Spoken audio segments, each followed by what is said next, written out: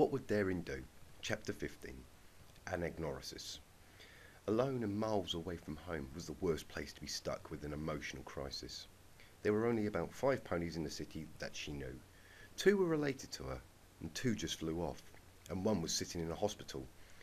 Soarin did have a point about talking to Spitfire, and not just because it was the only course of action she had other than running off as well, which she could not do in good conscience. It would be an understatement to say that Applejack was upset with Spitfire for the Pegasus' conduct. The history of violent outbursts was known to the farmer, but she never imagined that it would be directed towards one of her friends. At the same time, she was still worried about the Wonderbolt captain. Physically, Spitfire would be okay, but her mental state was any pony's guess. She couldn't, in good conscience, ignore a friend in need, regardless of her current attitude towards them. Applejack didn't rush back to Spitfire. However, the contemplating pony took a slow route back to the Wonderbolt's room, and even stopped by the cafeteria to get something to eat. It gave her time to think, and more importantly to cool down so that her first words to Spitfire weren't yelled. Her conversation with Soarin was replaying in her mind. It shed some interesting perspectives on her relationship with the Wonderbolt captain. It also resulted sowing some seeds of doubt in her mind. Doubts that the farmer tried her best to ignore. It would be a lie to say that Applejack didn't have her concerns about the relationship in the long term, but until recently they had never been important enough to warrant bringing them up in conversation. However, now was not the best time to bring those questions to light. And Spitfire had enough on her plate, and it had already been demonstrated what can happen when Spitfire flies distracted. Maybe after the competition she could sit down with Spitfire and have a proper conversation about the future. But was the future even worth discussing? Their relationship was barely out of its infancy. It was a time to be enjoying the time together rather than worrying about long-term viability, wasn't it? She was still only getting a general idea of the kind of pony that Spitfire was. Passionate, dedicated, quick-tempered, modest, and a perfectionist. They were all admirable traits to possess, and they were what she wanted in a partner. But was that enough? Sadly, by the time that Applejack left the cafeteria, she was still no closer to answers. No longer having to cope with hunger pains, she felt more assured that returning to Spitfire wouldn't result in more flaring tempers. The disappointment she had felt earlier had been gradually overridden by worry. Her girlfriend was in the hospital, battered and bruised both physically and emotionally. A part of her was even beginning to think that stopping to eat was a selfish act. Thankfully, having hooves acting quicker than her brain meant that she arrived at Spitfire's room before she had much time to linger on the hypothetical transgression. Applejack knocked a couple of times before opening the door to poke her head in. The lights were on, but there was no sign of the Pegasus. Some of the monitoring equipment was still on, and an IV line was dripping water on the floor. That kind of mess wouldn't have gone unnoticed by hospital staff for long, so the errant Pegasus should still be close by. Now, where would she go? Applejack pondered as she wandered back into the hallways. The first idea that came to mind was just to ponder where she would go in Spitfire's situation. That idea burnt out quickly when Applejack realised that she would have just stayed put. She then wondered, what would Rainbow Dash do? Rainbow wouldn't have stayed put. She would have gone to her friends to make sure they were okay. Putting that theory to the test, Applejack made her way to where the other Wonderbolts were resting. A walk past Rapidfire's room revealed that he was still being tended to by the doctors. Most Pegasi in Rapidfire's condition would have just had the feathers removed and the injuries treated, but the doctors were hoping to treat the injuries without compromising his ability to fly. Applejack had more luck on her second try. When she arrived at Fleetfoot's room, she saw the door had been left open, and keeping silent, she peered through the opening and saw Spitfire sitting next to her fellow Wonderbolt. They appeared to be talking, but their voices were too low for Applejack to make out any words. and since she didn't want to eavesdrop, she kept her distance. Judging from Spitfire's sullen expression, it wasn't a pep talk. The Wonderbolt captain rarely made eye contact with Fleetfoot. Instead, her gaze wandered from the floor to the ceiling to the walls and everything in between. Fleetfoot, however, never once looked away from her captain, and there was a gentle smile on the beridden Pegasus, which in turn coaxed the faint traces of one out of Spitfire. When the conversation ended, it was Fleetfoot who reached out and gave the other a weak pat on the shoulder. Since she didn't want to give the impression that she had been spying on her girlfriend, Applejack knocked on the doorframe to get the occupant's attention. Both Pegasus were surprised at first, but for a brief moment, Spitfire looked almost disappointed. Applejack wasn't sure of what she saw, because it lasted for less than a second and was covered up with an almost forced smile. This reaction confused the farmer. Was Spitfire not happy to see her, or had she been hoping for someone else? "Don't worry about me, Fleet. Just focus on getting better, okay?" Spitfire said before she bid farewell to her teammate. "Only if you hold up your end of the bargain," Fleet replied with a quiet chuckle. Applejack remained patient by the door, waiting until Spitfire had closed it after exiting before speaking up. "How is she?" "She isn't even angry." Spitfire's response was a bit confusing to Applejack at first, since she had been inquiring about the Wonderbolt's condition and not her mood. It took a few moments of staring at the captain's guilt-ridden eyes to realise what had transpired during the conversation. "I told her everything. I was expecting to get yelled at too. I was hoping for it, but all she asked was how I was holding up. She should be mad. She has every right to be mad. I don't get it." Applejack couldn't wrap her head around the idea of someone wanting people to be angry at her. Any sane pony would have been relieved to see their bonds of camaraderie remain intact after an incident such as last night's. Because that's what being friends is about. Forgiving and caring about one another, Applejack tried to explain. Why Spitfire would need something so obvious pointed out to her was a mystery. "I'm beginning to wonder if I deserve to be called their friends," Spitfire said with a mournful sigh. "Things would be so much easier if they were all just angry at me." "This is the part where you explain how what you're saying makes a lick of sense." "Well, if everyone was angry at me with me, then it'd be easy to know what to do next," Spitfire explained as she started trotting backward towards her room. Her movements were sluggish and lacked the methodical precision that Applejack was used to seeing. She figured the medication was probably just catching up on the Pegasus. "Whenever I've screwed up, it was always just a matter of identifying the root of the problem and fixing it, either by strengthening what was weak or eliminating vulnerabilities." The weary Wonderbolt continued upon reaching her room. "Whenever we've performed poorly in a competition, I would spend hours combing over footage and reports to find out what went wrong. One could consider this an admirable act, one worthy of an applause, were it not for the sense of foreboding that accompanied the Wonderbolt's words."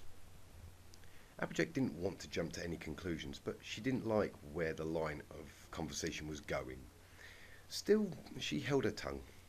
While she helped Spitfire climb back into bed, the Pegasus must have been more tired than either of them expected. Spitfire laid her head down and stared aimlessly at the wall. The fiery passion that once burned in her gaze seemed all but extinguished at this point. "You'll find a way past this, Spitfire," Applejack reassured. She reached and gently ran a hoof through the other mare's mane. It managed to elicit a faint flicker of a smile back. "But I'm not sure if I can this time," Spitfire murmured as she crossed her hooves under her chin. "I went to Ponyville because I was tired of how every Hearts and Hooves day ends for me. I was tired of always getting my hopes up only to watch them go down in a blaze of fire and rage. I went to Ponyville to put my love life to pasture, so to speak. The Pegasus then rolled onto her back with a slight wince as the shift in position put pressure on one of her injuries. Then I saw you up on that stage and I thought to myself, there's a pony who's not afraid to take a risk.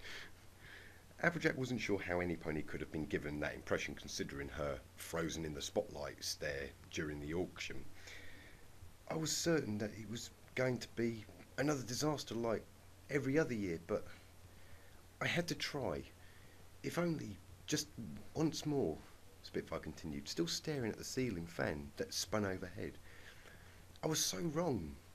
Being with you reminded me that what it was like to love again, to live again. I'd forgotten what it was like to be crazy about somebody, to have them infecting your every thought and desire. But it's like flying too high in the sky. You get lightheaded and you stop seeing things clearly. The Pegasus let out a frustrated groan as they pressed both hooves against her face. I don't know if I can do both. The Wonderbolts are everything to me. They're my life. I can't leave them, any more than you could leave the farm. I want to be Spitfire, the greatest Wonderbolt that's ever been.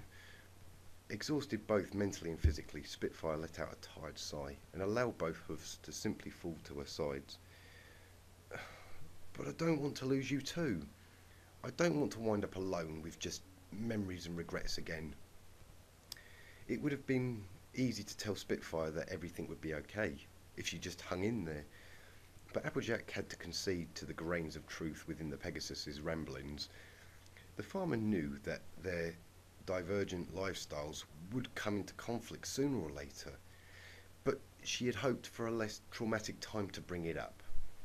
And Sweet Apple Acres was her home, like the Wonderbolt said, and there was no way that she could leave it for any pony. As she laid her head on the bed next to Spitfire, she wondered if it would be better if they stopped being together. She could see what a distraction she could be to the Pegasus and the consequences of said distractions. Spitfire was lucky to be able to walk away from this accident without major injury, but how many more crashes would it be before Spitfire wound up like her mother, a crippled, broken shell of a Pegasus? Spitfire, dear, Applejack began as she reached out for the Pegasus's hoof. I can't tell you what to do with your life, but I want you to know that I will respect whatever decision you make. Just please promise me that you'll do what's right for you. Not for me, not for the Wonderbolts, not for any pony but yourself. Gradually the Pegasus' head flopped over to look at Applejack once more with the same flicker of a smile returning to her lips. This sounds really cliched, but I just want you to know, it's not you. It's me. It was refreshing to see that the situation hadn't robbed the Pegasus of her sense of humour. The two shared a quiet laugh. So, you're thinking of going back to finish the competition? Of course, Spitfire replied. The cocky grin she had lasted for a moment before the weight of last night's event dragged her lips down. I don't know how much good it'll do, but I can't give up now. I can't abandon my team. I wouldn't expect any less from you, Applejack said. If anything, she was hoping that Spitfire wouldn't let this setback destroy her entire confidence. That tenacity and determination was one of her best qualities. I just hope Soarin isn't still angry with me when I get there, the Wonderbolt sighed. He's always been there for me, you know. I'm not sure if I can do this without him. He'll be there. You're still his captain after all. Applejack leaned over and planted a small kiss on the Pegasus's forehead. Best you rest up now. You'll need your strength for tonight. You'll be there, right? I promise. By the time that Applejack stumbled back to the hotel, she had almost gone 24 hours straight without a wink of sleep. Even though her mind was still plagued by worries and concerns, they were no match for the power of a soft pillow and a warm comforter. Faster than anyone can say lights out, the Earth pony was out cold. A part of her didn't want to go to sleep, and would have rather resumed her search for her missing friend. But even the stubborn workhorse had to surrender to the demands of fatigue, lest she wander around the busy Manhattan streets in a sleep-deprived stupor. Alas, sleep offered little refuge from her worries. All she could think about were the two Pegasi that mattered so much to her now. Applejack loathed the idea of being stuck on the sidelines and waiting to see how events unfold. The uncertainty combined with the waiting was stressing her out.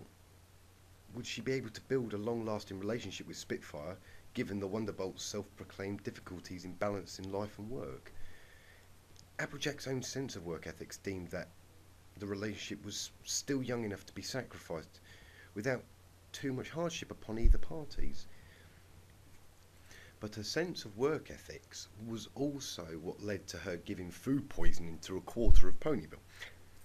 She wanted what was best for Spitfire, but was afraid that the best choice might not include her. And what of Rainbow Dash?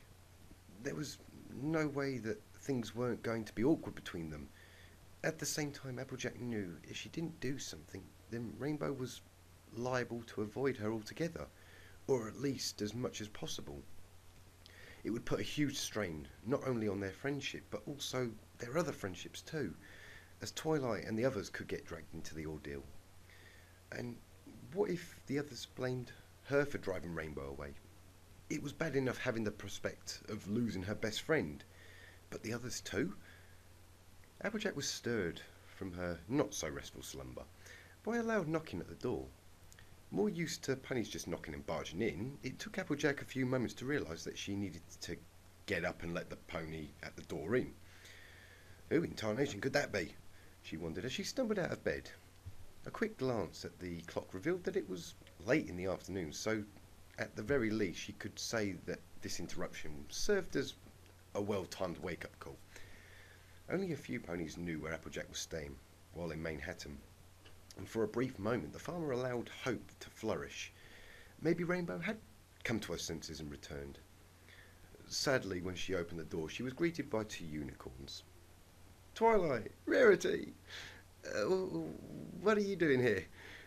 Applejack's confusion was not to be mistaken for ingratitude. She just didn't expect to see any other friends so soon. "We came as soon as we heard about the accident," Twilight explained, and she was the first to take the farmer into a tight embrace, which Applejack did not realise how much he needed until that moment. "Is Spitfire okay? Is anybody hurt?" At the very least, she didn't have to worry about being alone. "Nothing too serious, thank goodness," Applejack replied before stepping aside to allow her friends into the hotel room. "Spitfire is planning to stay in the competition, but a few of her teammates probably won't be able to. She's going to keep flying after that big crash." Twilight didn't know much about the Wonderbolts beyond what she had picked up on the occasional sports almanac, which she had browsed on occasion in order to better understand some of Rainbow Dash's conversations. But she got the impression that flying injuries was not something to be taken lightly. An injured Pegasus could further stress their injuries or risk an even worse crash, and Twilight would have insisted that Spitfire sit out the competition. But if the Wonderbolt was even half as stubborn as another high-flying Pegasus she knew, it would have been pointless to even try. Speaking of which, "Where's Rainbow Dash?" Rarity chimed in when she noted the peculiar absence of the aforementioned Pegasus. "It's complicated," Applejack explained as her head dropped to below her shoulders. It wasn't a subject she wanted to get Twilight and Rarity involved with, but it was unavoidable. It was better that Applejack got her side of the story in first. Both unicorns could see the gravity of the situation in their friend's posture, and gave Applejack their undivided attention as she explained what happened during the competition and afterwards in the hospital. Both were left speechless by the account. Their uncertainty and confusion were evident as their expressions flickered between confusion, disappointment, surprise, and amazement. Twilight lingered more on surprise and confusion, while Rarity looked far more disappointed and began to fidget uncomfortably. At the end of the explanation, a tense silence swept through the room as the three ponies looked to each other for words of comfort or reassurance. Twilight was the first to speak up. I can't believe Rainbow Dash would do that. I mean, I know she can be impulsive at times, but that seems a bit extreme. Even for her. I can't imagine what she was thinking. Rarity was quick to agree with her friend's comment. She probably wasn't, Twilight said. She was still just trying to wrap her head around the whole idea of bachelor auctions and date sabotaging. Just seems so strange that Rainbow would have kept this from Applejack. Or from all of us even. We could have helped her. The last remark caused Rarity to freeze on the spot, which sadly did not go unnoticed by her two friends. Her heart began to race as the two penetrating gazes set upon her, that felt as though they were piercing into the very essence of her being. They were staring, scrutinising her, judging her. Rarity? Okay, I confess. I knew all along. Rarity's outburst caused Twilight, who had merely been curious as to why her friend looked as though a bee had just landed on her back by surprise. You knew what Rainbow was up to? Applejack was less surprised, but nonetheless distraught that more of her friends played a potential part in the entire ordeal. I stumbled across Rainbow Dash when she was at the auction, Rarity explained. She decided it was easier to explain her part in the fiasco from the very start, so that Applejack understood why she did what she did. At the time, all I saw was her making a bid for you, so I tried to help her win the auction. It wasn't until after Spitfire won the auction that Rainbow explained herself. I told her that the right thing to do was to be supportive and happy for you. But I suppose it was a bit foolish of me to think that Rainbow would have left well enough alone. No pony, including Applejack, could blame Rarity for what happened. So, that's why you insisted on taking the extra ticket to Rainbow, Applejack commented. At the time, it struck the farmer as odd that Rarity was so certain that she could clear up Rainbow Dash's scheduling issues.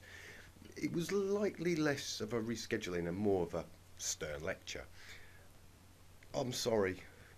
I should have done more, Rarity apologised nonetheless. If I had known Rainbow Dash was going to act so foolish, I would have come to you sooner. Don't blame yourself, Rarity, Twilight offered her reassurance. She knew from experience the kind of trouble keeping secrets could result in, but at the same time, keeping the trust of your friends was often just as important. I'm sure you did everything you could. I tried to help Rainbow. I really did, the other unicorn insisted.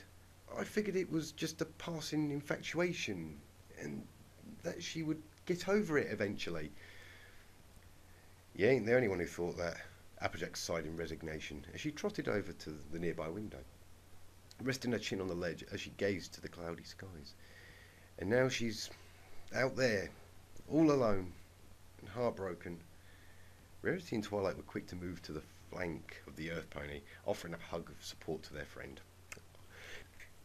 Neither of them wanted Applejack to hold herself responsible to any degree for what had happened. Then you shouldn't be sitting around here, Twilight insisted as she tried to lead the other mare away from the window. You should be out there, looking for her. We'll help you search too, and we'll scour the whole city if we have to. However, much to the unicorn's surprise, Applejack broke away from the guiding hoof and stepped back from the door. I can't, she said. Spitfire needs me. I promised her that I'd be at the competitions tonight. A part of her regretted making that promise, even though it was the right thing to do at the time. How could doing the right thing still make a pony feel so miserable? Was it even the right thing to do?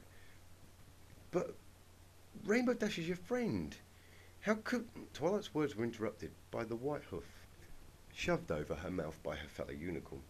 It's okay, Applejack, Rarity reassured her, much to everyone else's surprise. It was Rainbow Dash's decision that put you into this position. You do not owe her anything by giving chase. As callous as it sounded, the truth of Rarity's words rang through. You go to Spitfire. Twilight and I will go looking for Rainbow Dash and try to convince her to speak to you. Y'all would do that for me? For a brief moment, the farmer found herself feeling a bit hopeful for the future when her friends nodded in response. Applejack threw her hooves around both of them and hugged them tightly. I can't thank the two of you enough. It's the least we could do, Twilight replied as she returned the embrace in kind. This is as much for Rainbow Dash as it is for you, and this mess has gone on long enough. It needs to be addressed for everyone's sake, Rarity added, and I, for one, don't want to see Rainbow Dash carrying this guilt on her shoulders, regretting her mistakes for the rest of her life, and making wild, desperate attempts to cling on to something or someone that reminds her of what she missed. But I don't want to lose you two. I don't want to wind up alone with just memories and regrets again. Rarity's sentiments triggered a few choice words to flash through Applejack's mind. There was nothing like regret to make a pony do crazy things. What did you just say? Applejack asked. I was just saying that Rainbow Dash needs closure as much as you will. Rarity explained herself as she pulled back from the prior embrace. Regret is a terrible thing to carry with you. Do you still love her? You should probably go talk to Spitfire. She'll need some support. Regret. It seemed like everyone was carrying a bit of that with them and were coping with it in different ways. However, at that moment, the lights flicked on in Applejack's mind. Regret? Of course. Why didn't I realise that sooner? The farmer muttered to herself. Realise what sooner? An understandably confused Twilight said. The truth, Applejack said with a cryptic answer that did little to alleviate the confusion. Bewilderment turned to concern when Applejack started towards the door. Where are you going? Twilight called out. To fix this, since no pony else seems willing to do so. Alas, if Twilight was hoping for a more definite answer, then she was going to be disappointed as the farmer galloped out of the room without another word. Spitfire was still feeling uncertain of herself, both as a flyer and a leader. When she arrived in the locker rooms, the Wonderbolt was still nursing her bruised ego, and her exhaustion had resulted in her sleeping longer than she intended. When she arrived at the arena, she estimated she had under an hour to get ready before the competitions began. For the first time in her career, she was tempted to just leave and let her team forfeit their participation. However, not only was such an act against every moral fibre in her being, it would also sign the death warrant of her reign as captain of the Wonderbolts. Captain, you made it! Highwinds was the first to spot their arriving captain. Spitfire was surprised that her teammates sounded more relieved to see her rather than the scornful contempt she had been expecting. Maybe Applejack was right. Maybe her teammates were more forgiving of her than she had given them credit for. However, that counted for little if the captain couldn't forgive herself, or just as importantly, if Soarin hadn't either. We were so worried that you weren't going to show up, Misty, another member of the team, added after being drawn over by the noise. Yes, well, the reports of my demise have been greatly exaggerated. Spitfire offered a joke as reassurance, but there was still no sign of Soarin, which worried the captain. Numbers aside, Spitfire couldn't shake the mental image of her best friend yelling at her, and she needed to make things right with him before the competition started, or it would be another thing distracting her. She couldn't risk flying distractions again, and if anything, this was troubling her even worse than her prior paranoia. So, Highwinds, you all set? I know we haven't flown together much, but I doubt I can fly my fastest in this state, so you shouldn't have trouble keeping pace. The two Wonderbolt underlings began to eye each other with uncertainty and apprehension. Spitfire could tell something was up, and that the other two weren't certain about whether to tell the captain or not. Had Rapid Fire made enough of the recovery to fly? And if so, did that mean Soarin had her cut from the lineup for the upcoming event? Cut from the lineup by her own assistant captain? It was like mutiny, only that she had to live with the shame of it for the rest of her professional career. It would be the first step towards Soarin replacing her as team captain. Spitfire! Never before had the Wonderbolt captain been so relieved and yet so terrified to hear her friend's voice. Soarin didn't sound angry, but it was firm, and he possessed the restraint to keep his temper in check in front of the rest of the team. "We need to talk," he said, nay demanded, as he motioned for her to follow him. The Wonderbolt captain felt like a little filly. They had just been summoned by their parents for a summary grounding. But in front of her fellow Wonderbolts, she knew she couldn't allow her fear to show. Straightening her posture, then proceeded after her cohort. "How are you feeling?" Soarin's questions sounded like a genuine concern, but Spitfire knew that he was just putting her at ease. He was just trying to lull her into a false sense of security before he delivered the coup d'etat. "I'm feeling much better now," Spitfire replied with an intentionally terse answer. She didn't want him to get a sense of how she was actually feeling, and she knew she was doomed if he got a sense of her worry or insecurity. Good, Soarin said, as though preoccupied with other thoughts. Spitfire knew he was just biding his time. He was waiting for the right time to strike, like a cat stalking its prey. Whatever he had planned, he was going to be delivering it soon, and Spitfire was not going to be caught unprepared. If he thought he could brush her aside, then he was going to have to pry that title from her cold, dead hooves. "We should fly together." "Like, hey, I'm going to wait." What did you just say?" Spitfire's premature retaliation had not caught the other Wonderbolt unprepared, who continued undaunted. "You heard me. Last night's disaster has put our team behind by a lot, so we need to step it up if we're going to have any chance of getting a podium finish." "But we haven't flown together in years," Spitfire replied as she tried to understand her teammate's reasoning. "I mean, we stopped because we agreed that it just wasn't working for us. The sky dance, I mean." "Well, things have changed between us since then," Soarin said. He could see that his captain was still having trouble meeting his gaze, which meant she was hesitant to the idea. "Listen, Spitfire, I know you feel bad about yesterday, but it's in the past now. We have to focus on what we can change now, and that means the Wonderbolts have to perform better than ever. And let's be honest, we were great together. Flying, that is." "Yeah, we were," Spitfire answered in a barely audible mumble. There was a grain of truth to Soarin's words. In paired sky dances, they were unbeatable, and that was what was going to be needed if the Wonderbolts were to have any hope of getting back onto the leaderboard. "But, Soarin, it's been so long." "Come on, Spitfire, just think of it as another challenge," Soarin said as he outstretched her hoof to her. "Another insane, outrageous, and 1 in a million chance to work plan. Just the way you like them. Unless you'd rather go back to your hotel room and sleep. Dirt nap." The Wonderbolt captain was caught off guard by the sudden usage of her foalhood nickname. She could see what Soarin was doing.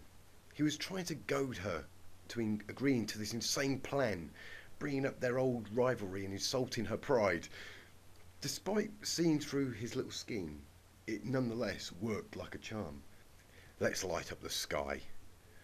Fillies and gentlecolts, it's my great honour to introduce to you, flying as a pair for the first time in over 5 years, Spitfire and Soarin of the Wonderbolts." By the time the announcer finished his introduction, the cheering from the stadium had all but drowned out his voice.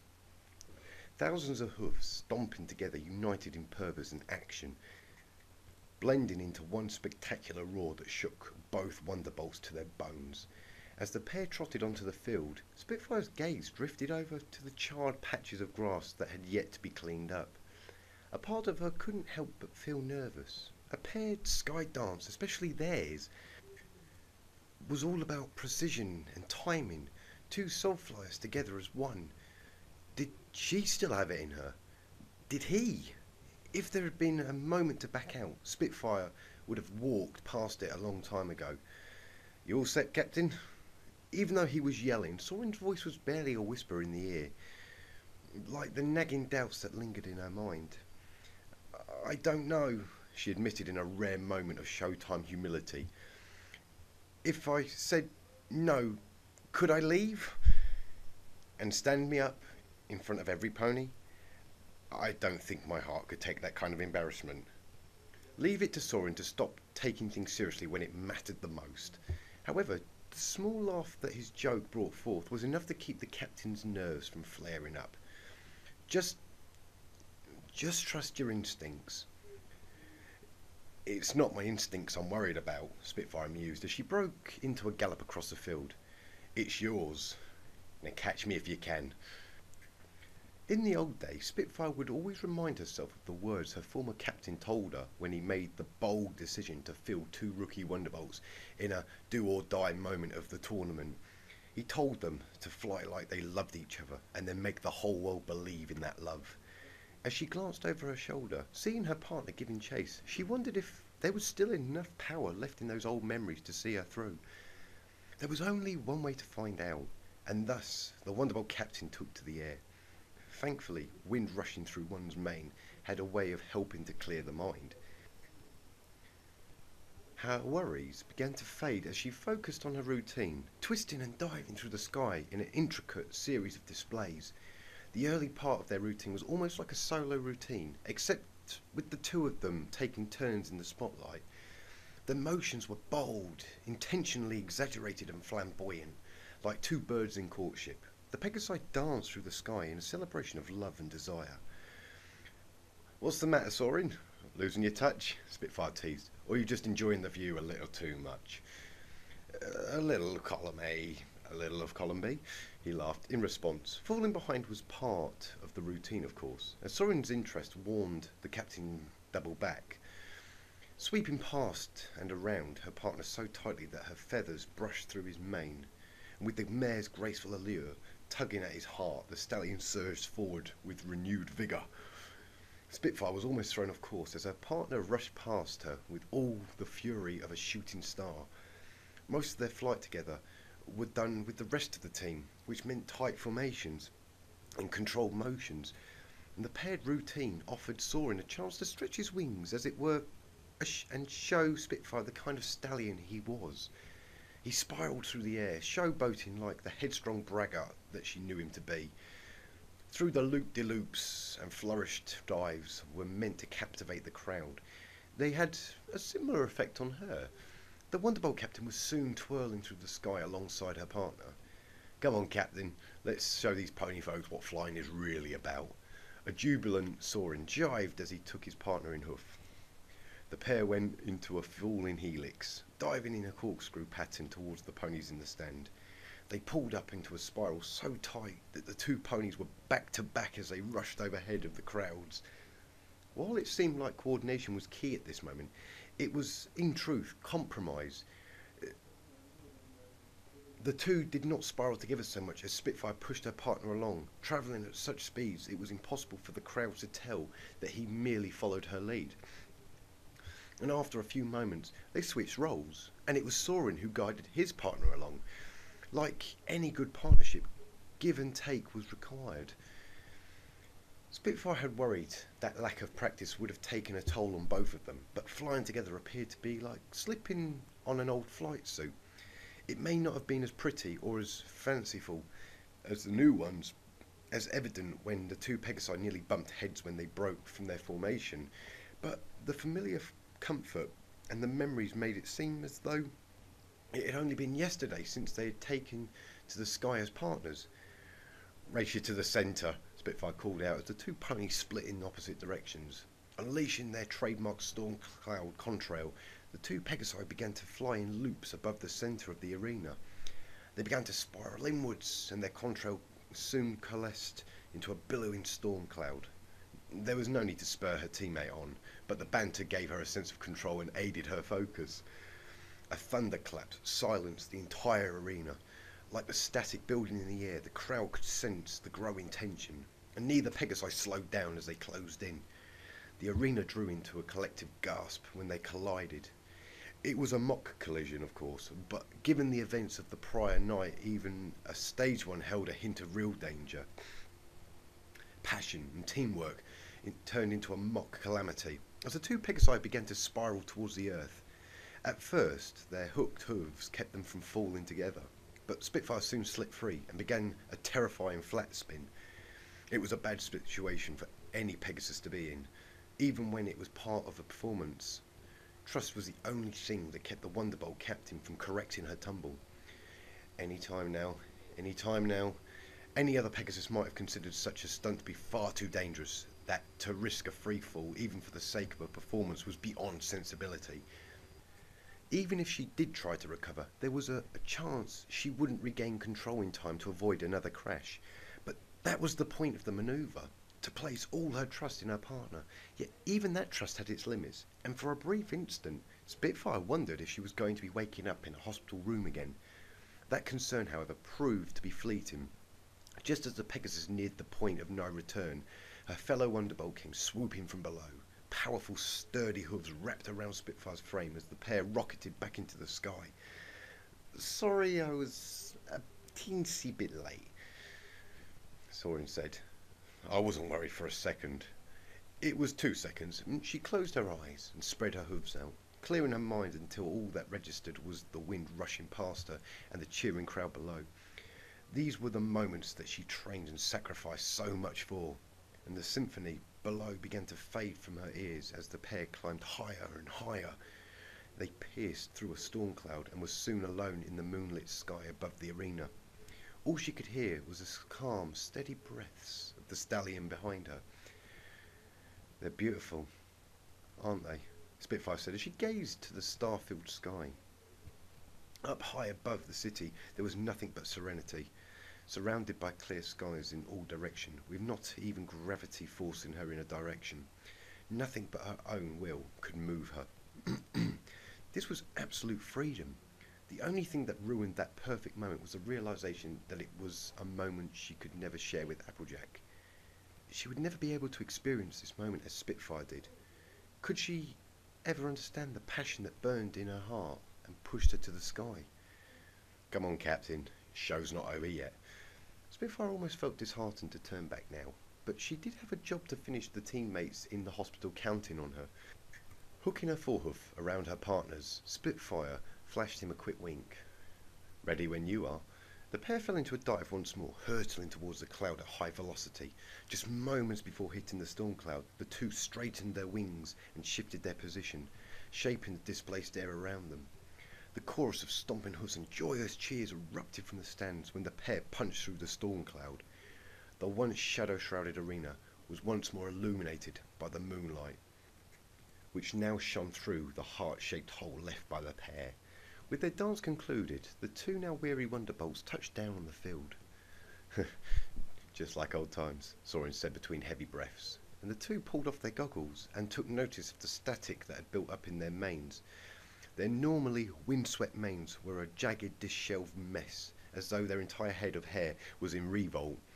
Both ponies just had a laugh at their own expense, but the laughter came to a halt as they cast their eyes up to the scoreboard and awaited the final tabulation from the judges. Come on, Spitfire muttered under her breath, with the adrenaline still pumping through her arteries. Spitfire found herself tensing up tighter than the ropes on a yoke. In her nervousness, she turned to the only source of security and comfort nearby, and she was soon clasping around the frame of her flight partner. If Soarin noticed, he did not appear to mind, nor did he react as the mare's grip tightened with each score appearing on the board.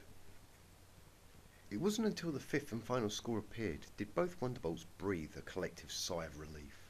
A final 48.7 out of 50. It wasn't the flawless score they had when they first flew a paired sky dance, but it was enough to keep the Wonderbolts alive in the competition. "We did it!"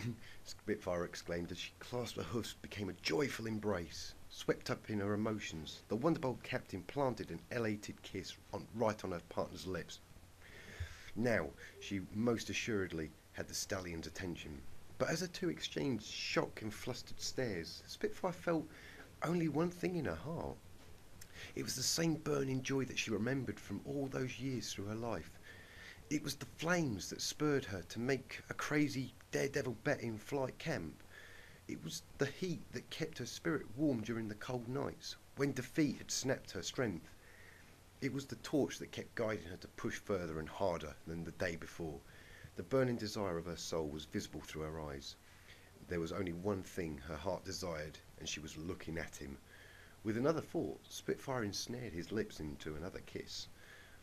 She held on to the embrace until approaching hoofsteps and from a familiar source, snapped her attention back to reality. Applejack! Spitfire gasped, jerking away from her partner when she saw the farmer standing on the field. Rocked by a surge of anxiety, Spitfire tried to put the metaphorical fire out before it burned away everything. I can explain. It's not what it looks like. However, rather than yelling or stomping or raging at the glaringly obvious infidelity, Applejack only smiled as she shot a quick glance over to Soarin. Really? Because I was hoping it was exactly what it looked like, Applejack said. For the second time that night, Spitfire was left in a momentary silence when her expectations of a fight was met with the exact opposite. As the shock wore off, she began to notice how neither Soarin nor Applejack seemed too surprised. Then the realization hit her. You put him up to this, didn't you? Spitfire exclaimed. Well, it wasn't that hard, Applejack replied with her usual modesty. Soarin already had the idea of asking you to fly with him, but he was worried you wouldn't be up for it. Just helped convince him that it was the best chance for the Wonderbolts. You set me up.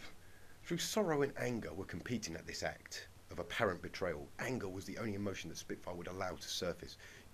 You tricked me! I had to do what I had to do. Applejack quickly snapped back. Though the farmer wasn't being aggressive, he responded to the Pegasus's anger with a firm, resolute tone. Now, if y'all hadn't noticed, I've been having to deal with nothing but lies and deceit for a while now. The two ponies I care most about couldn't tell me the truth because they were too scared of what might come if it were known. Well, I've had enough. Whether it was the Pegasus' exhaustion or Applejack's resolve, or a combination of both, when the farmer stomped her hoof down, the Wonderbolt captain fell silent. The truth will always set you free, and that starts here and now with you two. You can't be serious, Spitfire stammered in her bewilderment. You mean you wanted me to kiss Soarin? What I wanted was the truth, Applejack reiterated as she stepped towards the two Pegasi. I've seen the way the two of you look at each other for support and guidance. I've listened to you both talk about each other with remorse and admiration, and I can only guess how stubborn the two of you can be. I didn't know what it all meant, so that's why I encouraged Soarin to go through with his idea. What we all saw tonight was the kind of flying that few others could ever even dream of two ponies flying as one. The only ponies who can see how much love and commitment went into that performance are the ones standing in front of me. The confusion in her heart only grew worse as Applejack spoke. Spitfire looked between the two ponies with her. Was it really as simple as the plain-speaking country pony made it seem? It's high time the two of you stopped hiding from the truth, Applejack encouraged as her tone softened to its former self. Now, I ain't letting either of you leave until you start being 100% honest with each other, and I will break out the ropes if need be. Thankfully, it was a threat that Applejack would not need to carry out as the two Wonderbolts turned to face each other. And both looked as though they still had their own apprehensions, but all it took was one pony to make the first step. Spitfire, wait, please, let me go first. She may have been hesitant to admit the truth, but she wasn't going to let her best friend expose himself to pain and embarrassment. If there was going to be a risk of heartache, she was going to be the one to take it. Despite the growing tightness in her throat, the Pegasus pressed on. When we broke up, I was so angry at you. I made it my mission to prove you wrong, to show you that I could find happiness and glory without you. Even as the years passed, I refused to admit defeat. I kept telling myself that the next time would be different. She had hoped it would get easier the more she said, but her eyes started to feel weighed down and her gaze fell to the grass between her hooves. I never realised that all that glory and all that happiness wasn't because of what I had accomplished. It was because I shared those moments with you. My victories were your victories, and your victories were mine. She regretted taking her goggles off as they made her tear-filled eyes plain to see. Keeping her gaze averted seemed like the easiest solution, even though she knew that Soarin would see right through it. I took you for granted and then threw you out when I thought I didn't need you anymore. Letting you go was the worst mistake of my life. But you deserve so much better than me. And I certainly don't deserve forgiveness. The whole situation would have felt a lot less awkward if she weren't confessing her feelings in front of 7,000 ponies. While what she said could not be heard beyond a few feet, her body language broadcasted the message of the conversation to everyone with an unobstructed view of the pair. But she wasn't scared of the crowds knowing what she felt. The only thing that frightened her was the silence that followed her confessions, and she didn't want to look up just in case the sight turned out to be Soarin's departing backside. But she was forced to when a hoof under her chin lifted her eyes back up. Love isn't about who deserves what, Soarin said. It's about choice, about commitment. You weren't the only pony that wanted to prove they could make it on their own. I was so sure that I was right and that you would knock on my door in the middle of the night, begging for forgiveness. But when that never happened, I thought that I was wrong and that you really didn't need me anymore. But being the fool I am, I couldn't let you go. So I stayed with the team and rebuilt our friendship. I never stopped loving you, Spitfire, but I had to convince myself that I had burned the bridge behind me. Soarin might not have been on the verge of tears like Spitfire had during her confession, but the weight of his guilt was evident in his tone and heavy sighs. I never gave up on you, but I was always too scared to try again, to fail again. Can you ever forgive me? Soarin only smiled as he embraced his fellow Pegasus, wrapping his hooves around her and drawing her head in. Her head rested against his chest, just below his chin, where she could feel his warmth and hear the beating of his heart. I already have, he whispered before kissing the top of her head. I'll never give up on you, Spitfire. I always have and always will be by your side. As tempting as it was to give in to the emotional tide and embrace a stallion in another kiss, Spitfire could not forget the other pony present. Another breaking from Soarin's embrace, she turned to Applejack. She's worried that the farmer would be heartbroken, but instead she found her smiling, tearful pony. Applejack, I'm sorry, but don't be, Applejack insisted. You said yourself you didn't want to be stuck with regrets. How could I be happy knowing I wound up being the one keeping you from the one pony you wanted most of all? How could I stand in the way of that kind of love, So, I guess this means you're breaking up with me? Spitfire said with a half-choked chuckle. I'm setting you free. I can't thank you enough.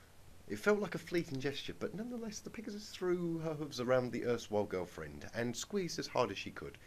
She knew the sturdy work pony could withstand far more than anything she could inflict. You have got to be the best and the worst girlfriend a pony could ask for. Well, I ain't ever claimed to be good at this relationship stuff, Applejack said as she tried to hide the red tinting on her cheeks. Oh, I could kiss you right now. Hey, if you two want to, I totally have no objections. Way to kill the moment, Soarin, Spitfire deadpanned. Though Applejack had a little laugh, she didn't indulge in the stallion's request. It was tempting, but she didn't want to make a spectacle in front of so many ponies. I don't suppose I could ask the two of you a small favour. There's a certain wayward Pegasus that I still need to find.